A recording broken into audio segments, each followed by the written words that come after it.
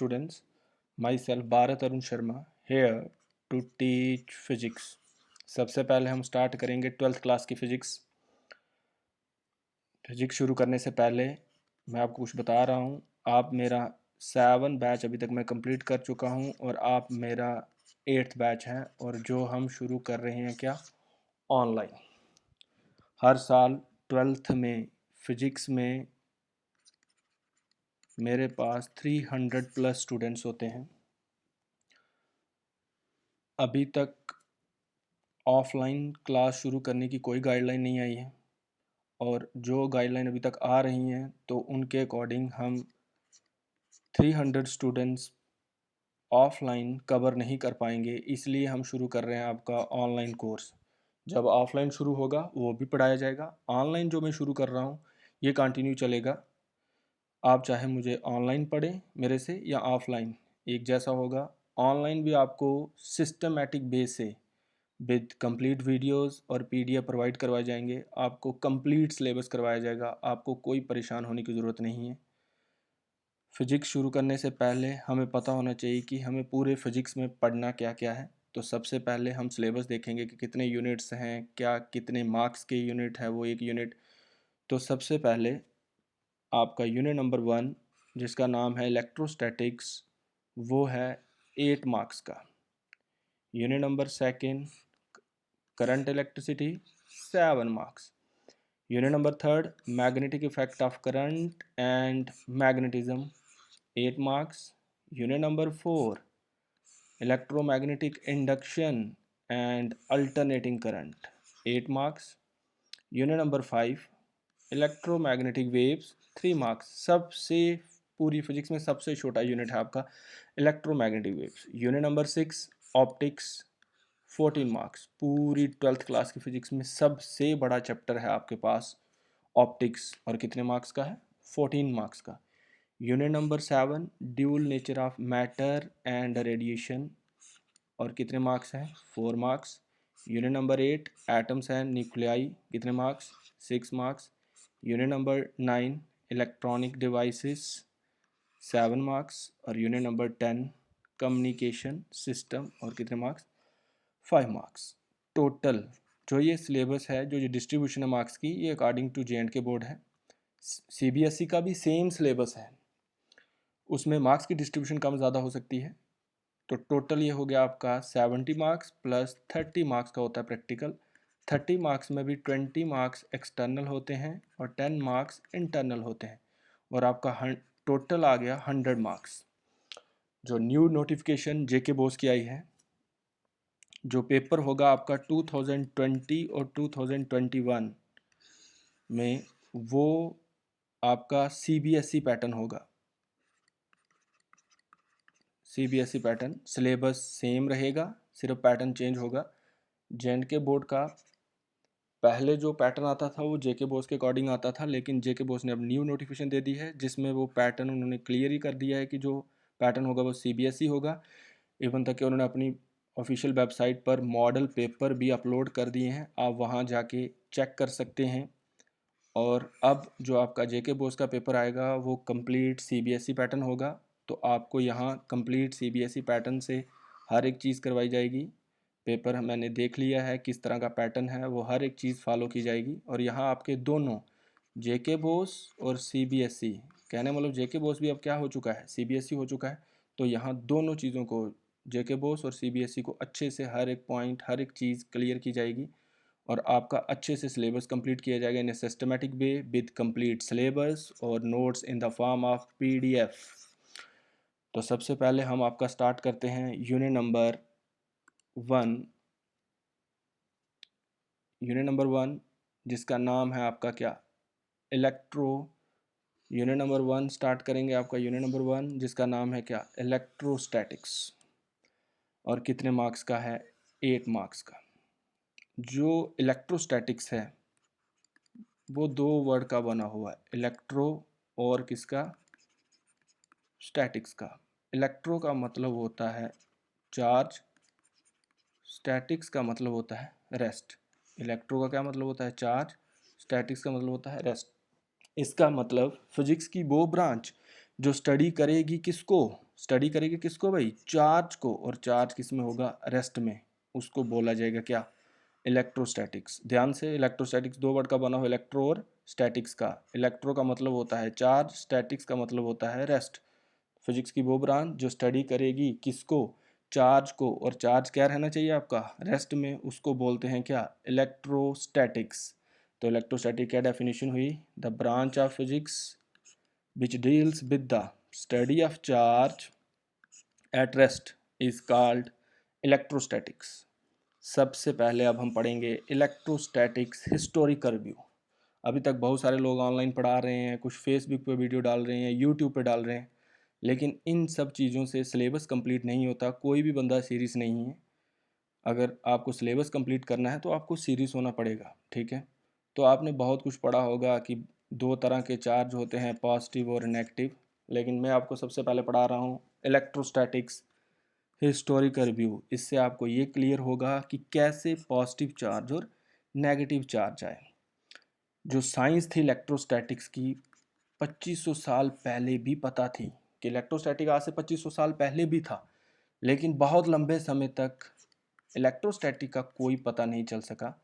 फिर जैसे ही साइंस की डेवलपमेंट हुई, बहुत सारे आर्गूमेंट्स आए, आर्गूमेंट स्टेटमेंट्स दी बहुत सारे लोगों ने। जो साइंस थी, the science of electrostatic has its origin dated back about 2500 years. For a long time phenomena remains unexplained. कोई इनको एक्सप्लेन ही नहीं कर पाया। With the development of science various arguments put forward. जो फर्स्ट ऑब्जर्वेशन क्रेडिट था, first observation credit Greek. दो word आते हैं, एक आता है ग्रीक और एक आता है लैटिन। ग्रीक और लैटिन ये दो वर्ड हैं, ये कहाँ से आए? ग्रीक और लैटिन दो कंट्रीज़ थी। जब दुनिया में पढ़ाई का नामो निशान नहीं था, तब ये लोग पढ़ाई को जानते थे। इन कंट्रीज़ में पढ़ाई थी, इसलिए जो सबसे पहले कोई भी चीज़ ड्राइव होती है उसके लिए बोला जाता है ग्रीक से या लैटिन से। तो ये वो कंट्रीज़ थी, यहाँ तब पढ़ाई का ना तब पढ़ाई थी, इसलिए बोला जाता है ग्रीक और लैटिन। जो फर्स्ट ऑब्जर्वेशन क्राइटेरिया है वो ग्रीक फिलोसफर थे, थेल्स मिल्टस। नाम क्या था? Thales Miletus. और कब? 640 टू 540 BC। BC मतलब before the birth of Christ. Thales Miletus ने क्या देखा? एम्बर। एम्बर एक सब्सटेंस था। एम्बर क्या होता है, इसको ध्यान से सुने। पाइन ट्री देखा आपने, चीड़ का पेड़, अगर उसको हम काटें तो उसमें से एक गम टाइप मटेरियल निकलता है और उसको हम बोलते हैं रीज़न। क्या बोलते हैं? रीज़न। जब वो नया नया ताज़ा ताज़ा निकलता है तब वो चिपक जाता है, लेकिन अगर इसी रीज़न को कुछ लंबे समय के लिए छोड़ दिया जाए तो ये एक सॉलिड मटेरियल बन जाता है। क्या बन जाता है? Solid material. इसी सॉलिड मटेरियल को बोला गया एम्बर। या एक पीले कलर का, येलो कलर का सब्सटेंस मिला on the shore of Baltic sea. जब ये जो एम्बर है उसको रब किया गया किसके साथ? सिल्क या फ्लैनल के साथ। तो इसने क्या किया? स्ट्रा। स्ट्रा होता है छोटे छोटे घास के छोटे छोटे पार्टिकल्स, उनको अपनी तरफ अट्रैक्ट करना शुरू किया, लेकिन तब कोई नहीं बता पाया कि ये ऐसा क्यों कर रहा है। फिर से ध्यान से, जो फर्स्ट ऑब्जर्वेशन क्रेडिट था ग्रीक फिलोसफर था जिसका नाम था क्या? थेल्स मिल्टस। कब? 640 टू 540 BC। उन्होंने क्या देखा? एम्बर। एम्बर अभी मैंने बताया। आई एम्बर क्या होता है? जो पाइन ट्री से रस निकलता है उसको बोलते हैं रीज़न। और जब वो एक सॉलिड कुछ लंबे समय के बाद सॉलिड बन जाता है उसी को बोलते हैं आपका क्या? एम्बर। या एक पीले कलर का सब्सटेंस हमें कहाँ मिला? On the shore of Baltic sea. जब इस एम्बर को किसके साथ रब किया गया? सिल्क या फ्लैनल के साथ। तो उसने क्या किया? घास के छोटे छोटे पार्टिकल्स को, स्ट्रा को अपनी तरफ अट्रैक्ट किया, लेकिन तब कोई ये नहीं बता पाया कि इसने ऐसा क्यों किया। The first observation credit given to Greek philosopher Thales Miltus 640 to 540 BC, who observed that if amber, अभी बताया मैंने, a hardened sap of a kind of pine tree, जो सख्त रस होता है जो सूख जाएगा, या a yellow resinous substance found on the shore of Baltic Sea rubbed with silk or flannel। Silk क्या होता है आपके पास, सिल्क का कपड़ा या उसी तरह की चीज़ को हम फ्लैनल भी बोलते हैं। वो एक्वायर कर लेगा property of attracting straws towards itself. No explanation to this phenomena could be explain at that stage. उस स्टेज पर इसको कोई नहीं एक्सप्लेन कर पाया कि ऐसा इसने क्यों किया है। नेक्स्ट, अबाउट 2000 ईयर्स आफ्टर, इसके बाद 2000 साल के बाद एक इंग्लिश फिजिस्ट थे जिनका नाम था विलियम गिलवर्ट। उन्होंने कहा एम्बर के अलावा भी बहुत सारे ऐसे सब्सटेंस हैं, अगर उनको रब किया जाए किसके साथ, सिल्क या फ्लैनल के साथ, तो वो एक्वायर करते हैं प्रॉपर्टी ऑफ अट्रैक्शन। क्या भाई, अट्रैक्शन। ध्यान से सुने, 2000 साल के बाद इंग्लिश फिजिस्ट थे विलियम गिलवर्ट। उन्होंने कहा एम्बर के अलावा भी बहुत सारे ऐसे सब्सटेंस हैं जिनको सिल्क के साथ या फ्लैनल के साथ रब किया जाए तो वो एक्वायर करते हैं प्रॉपर्टी ऑफ अट्रैक्शन। और उन्होंने इस प्रॉपर्टी का नाम दिया इलेक्ट्रिक अट्रैक्शन। क्या दिया, इलेक्ट्रिक अट्रैक्शन। ध्यान देना, अट्रैक्ट तो वो पहले भी कर रहा था, लेकिन विलियम गिलवर्ट ने इसका नाम क्या दिया, इलेक्ट्रिक अट्रैक्शन। इलेक्ट्रिक नाम क्यों दिया, इलेक्ट्रिक अट्रैक्शन तो वो अट्रैक्ट तो कर रहा था, इलेक्ट्रिक इसलिए नाम दिया गया, जो एम्बर था उसको ग्रीक में बोलते थे इलेक्ट्रॉन। इलेक्ट्रॉन के स्पेलिंग पर ध्यान देना, ELEKTRON, इलेक्ट्रॉन, इसलिए इसका नाम इलेक्ट्रिक अट्रैक्शन रखा गया। नंबर 2 पॉइंट में क्या था आपके पास, about 2000 years after, this is an English physicist William गिलवर्ट who observe that there were number of other substance apart from amber. Amber अभी ऊपर एक्सप्लेन किया था, रीजन होता है हार्डन, टाइम के साथ सख्त हो जाता है, उसी को एम्बर बोलते हैं। या yellow resinous substance found on the shore of Baltic sea, उस मटेरियल को भी एम्बर बोलते हैं। Which acquire the property of क्या, अट्रैक्शन, अट्रैक्ट तो कर रहा था, बैन रब्ड विद क्या, silk or flannel. He named this property as electric attraction. William गिलवर्ट ने इस प्रॉपर्टी का नाम जो अट्रैक्ट कर रहा था उसको क्या नाम दिया, इलेक्ट्रिक अट्रैक्शन। जो वर्ड था वो इलेक्ट्रिक क्यों दिया गया, ascribed to this characteristics because the amber was known as electron in Greek। यहाँ आपकी इलेक्ट्रिक अट्रैक्शन। नेक्स्ट, ध्यान से, इन 1671 ओटो वॉन ग्यूरिक, एक और साइंटिस्ट ओटो वॉन ग्यूरिक, जिसने डिस्कवर की इलेक्ट्रिक रिपल्शन। ध्यान से सुने, इलेक्ट्रिक रिपल्शन कैसे डिस्कवर हुई। उन्होंने फीदर, फीदर समझते हैं पंख, एक चार्ज्ड बॉडी के पास लेके गए और वो पंख को उसने क्या किया, जब वो उसके साथ टच और सेपरेट करें तो वो पंख उससे दूर जाए। इसका मतलब जो ये बॉडी है ये नॉर्मल बॉडी नहीं है, ये एबनॉर्मल बॉडी है। यहाँ तो इस बॉडी के ऊपर क्या आ चुका है, चार्ज आ चुका है, जहाँ ये बॉडी क्या हो चुकी है, इलेक्ट्रीफाइड हो चुकी है। क्या हो चुकी है, electrified. In 1671, Otto von Guericke discovered electric repulsion when he found that some feathers moved away from a charged body। उसने देखा कि जो फीदर है, पंख, जब हम चार्ज बॉडी के पास लेके जा रहे हैं उससे दूर जा रहा है। If allowed to touch or separate, जिस सब्सटेंस जिस चार्ज बॉडी के पास लेके गए हैं, these substance tends to show abnormal behavior। abnormal समझते हैं, मतलब अलग सा बिहेवियर शो कर रहा है, वो उसको क्या कर रहा है, रिपेल कर रहा है। due to the reason that they have developed some charge on themselves, or in other words they are electrified। Charge आपका फिजिकली एग्जिस्ट नहीं करता, फिजिकली एग्जिस्ट नहीं करता कहने का मतलब ना तो उसका शेप है, ना ही उसका साइज है, और ना ही उसका क्या है, वॉल्यूम है। A charge cannot be termed as something physical, that is something having क्या, शेप, साइज और वॉल्यूम। चार्ज की डेफिनेशन है, चार्ज क्या होता है, it is defined as the property है ये which is responsible for electric force in matter. Electric force, force होता है पुश या पुल। चार्ज हमारे पास दो तरह का है। यहाँ आप डायरेक्ट नहीं पढ़ेंगे कि पॉजिटिव चार्ज और नेगेटिव चार्ज, अच्छे से इस चीज़ को समझना है। डिटेल में ये कंसेप्ट पढ़ाया जा रहा है आपको कि कैसे पॉजिटिव और नेगेटिव चार्ज आए, लेकिन पॉजिटिव और नेगेटिव आने से पहले कोई और चार्ज भी थे। Two types of charge, there are well defined pair of substance which can electrified each other when rub together. जो हम दो सब्सटेंस को रब करके जो उनके ऊपर चार्ज आता है, इस तरह के चार्ज को हम फ्रिक्शनल इलेक्ट्रिसिटी भी बोलते हैं, क्योंकि हम क्या करते हैं, रब करते हैं। दो तरह का चार्ज था।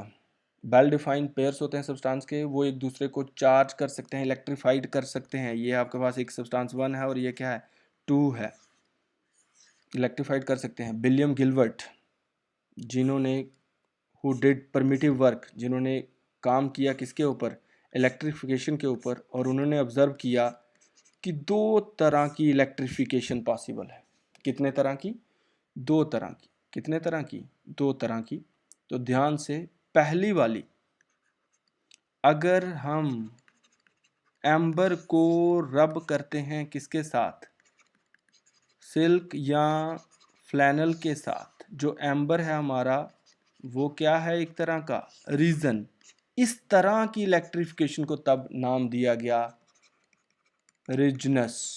क्या नाम दिया गया, रिजनस। ध्यान से, पहली तरह की इलेक्ट्रिफिकेशन जिसमें हम किसको, एम्बर को किसके साथ रब करते हैं, सिल्क या फ्लैनल के साथ। एम्बर हमारा क्या है, रीजन है, और इस तरह की इलेक्ट्रिफिकेशन को बोला गया क्या, रिजनस इलेक्ट्रिफिकेशन। ध्यान दे, one kind of electrification was acquired that when amber rubbed with क्या, वुलन क्लोथ्स। एम्बर क्या है आपका, अभी बताया मैंने, रीजन, और इस तरह की इलेक्ट्रिफिकेशन को बोला गया क्या, रिजनस। नेक्स्ट, सेकंड काइंड क्या थी, सेकंड काइंड में क्या था बेटा, ध्यान दें, जब ग्लास रॉड को, ग्लास की रॉड, जैसे ग्लास है उसकी रॉड, उसको बोलते हैं ग्लास रॉड, किसके साथ रब किया गया, किसके साथ, सिल्क के साथ। सिल्क आपका बड़ा सॉफ्ट सा क्लॉथ होता है, फ्लैनल भी उसको बोलते हैं हम। ग्लास रॉड को किसके साथ रब किया गया, सिल्क को। और ग्लास रॉड, ग्लास को बोलते हैं विट्रस। क्या बोलते हैं, विट्रस। और इस तरह की इलेक्ट्रिफिकेशन को नाम दिया गया विट्रस।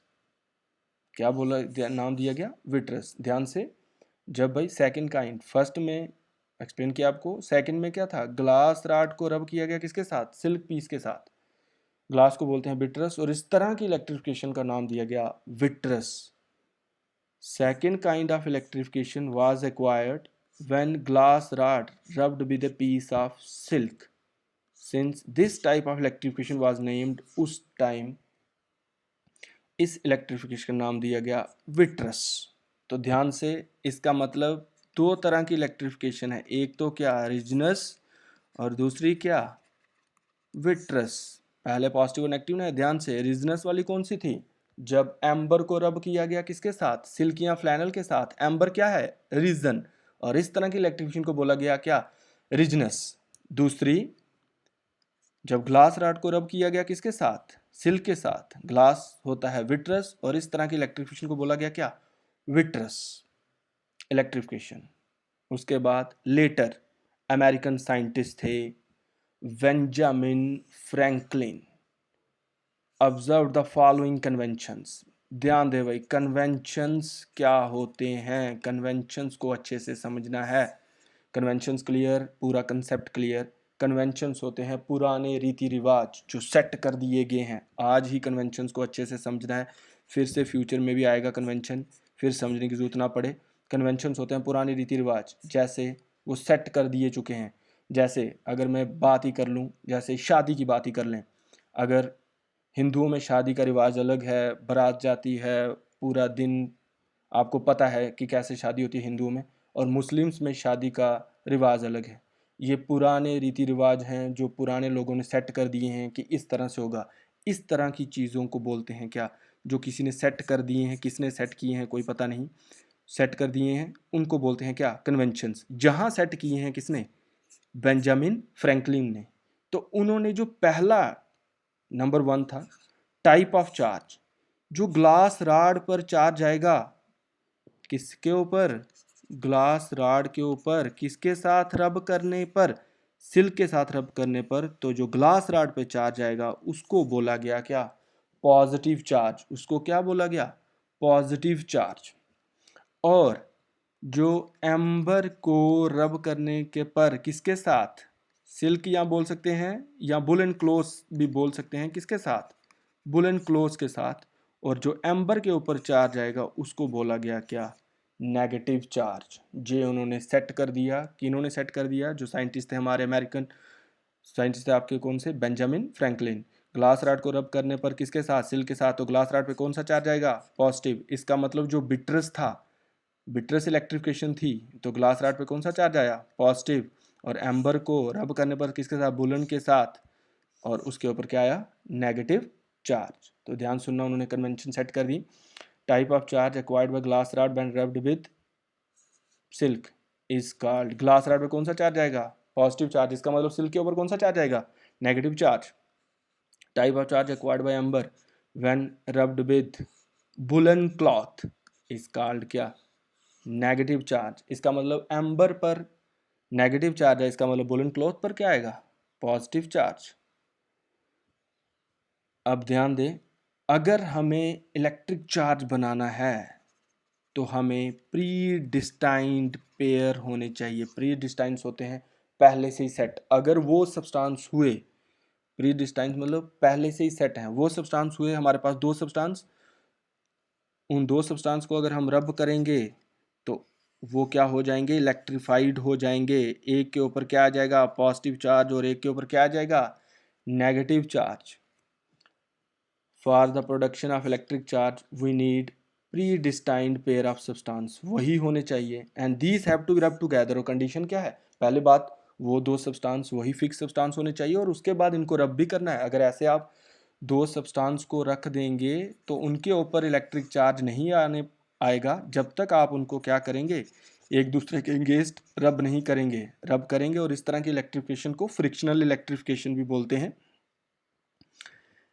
जैसे आप रब करेंगे as a result of electrification one substance of the pair, जैसे दो सब्सटेंस हैं, दोनों सब्सटेंस में से जो एक पेयर होगा उसके ऊपर क्या आ जाएगा, पॉजिटिव चार्ज, और दूसरे के ऊपर क्या आ जाएगा, नेगेटिव चार्ज। हमारे पास एक टेबल है, जो following table gives the pair of substance and type of charge developed on them. Serial number, pair हमारे पास कौन से होने चाहिए, प्री डिस्टाइंड पेयर यही होंगे। एक के ऊपर आएगा पॉजिटिव चार्ज, एक के ऊपर क्या आएगा, नेगेटिव चार्ज। पहला पेयर हमारे पास ग्लास और सिल्क का, अभी हम ऊपर पढ़ के आए हैं। ग्लास को रब करो किसके साथ, सिल्क के साथ। इस तरह की इलेक्ट्रिफिकेशन को क्या बोलते हैं, विट्रस इलेक्ट्रिफिकेशन। और बेंजामिन फ्रैंकलिन ने कहा है, जो ग्लास रॉड पे चार्ज आएगा जब हम उसको किसके साथ रब करेंगे, सिल्क के ऊपर, सिल्क के साथ, तो ग्लास रॉड पे कौन सा चार्ज आएगा, पॉजिटिव। तो तभी पॉजिटिव चार्ज में क्या आ गया आपका, ग्लास, और नेगेटिव चार्ज में क्या आ गया, silk. Cat skin, cat skin आपने देखा होगा बिल्ली घर में, उसकी स्किन, जो कैट स्किन होती है उसके ऊपर जो बूर सा लगा होता है, आपने देखा होगा, वो भी सिल्क की तरह ही होती है लगभग। कैट स्किन को रब करें किसके साथ, एवोनाइट के साथ। एवोनाइट आपका पॉलीमर है, घर में बहुत सारे कुकिंग यूटेंसिल्स हैं, तो एवोनाइट कौन सा मटेरियल है, आपने प्रेशर कुकर देखा होगा, जो उसकी हैंडल होते हैं उसमें एक प्लास्टिक का हैंडल लगा होता है, हैंडल में प्लास्टिक, उस मटेरियल को बोलते हैं एवोनाइट। कैट स्किन को रब करेंगे किसके साथ, एवोनाइट के साथ, तो कैट स्किन पे ऊपर क्या आएगा, पॉजिटिव चार्ज, और एवोनाइट के ऊपर क्या आएगा, नेगेटिव चार्ज।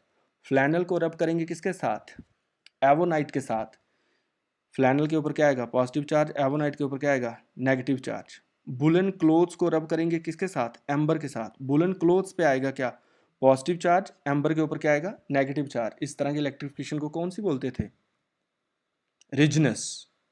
और बेंजामिन ने कहा कि जब हम वुलन क्लोथ्स को रब करेंगे किसके साथ, एम्बर के साथ, तो एम्बर पे कौन सा आएगा, नेगेटिव चार्ज। कन्वेंशन सेट की हुई है, और वुलन क्लोथ्स के ऊपर क्या आएगा, पॉजिटिव चार्ज। फिर जब हम वुलन क्लोथ्स को रब करेंगे किसके साथ, रबर के साथ, वुलन क्लोथ्स के ऊपर क्या, पॉजिटिव चार्ज, रबर के ऊपर क्या, नेगेटिव चार्ज। वुलन क्लोथ्स को रब करेंगे किसके साथ, प्लास्टिक के साथ, वुलन क्लोथ्स के ऊपर पॉजिटिव चार्ज, और प्लास्टिक के ऊपर कौन सा, नेगेटिव चार्ज। फिर जो आपके ड्राई हेयर होते हैं, आपने देखा होगा कॉम्ब, कुछ इसको लोग कम्बो भी पढ़ते हैं, कम्बो नहीं कॉम्ब, रब करेंगे तो ड्राई हेयर्स पे आएगा पॉजिटिव चार्ज और कॉम्ब पे आएगा आपका क्या, नेगेटिव चार्ज। ध्यान से, ये वो प्री डिस्टाइंड पेयर हैं, अगर हम इनको रब करेंगे और यही जैसे ग्लास और सिल्क हैं, तभी ग्लास रॉड के ऊपर क्या आएगा, पॉजिटिव चार्ज, और सिल्क के ऊपर क्या आएगा, नेगेटिव चार्ज। ये आपका था फर्स्ट टॉपिक। अच्छे से हर एक चीज़ को पढ़ना है, क्लियर करना है कंसेप्ट। कुछ भी ना समझ आए, मैं इधर हूँ, आपको हर एक चीज़ अच्छे से एक्सप्लेन की जाएगी। Thank you.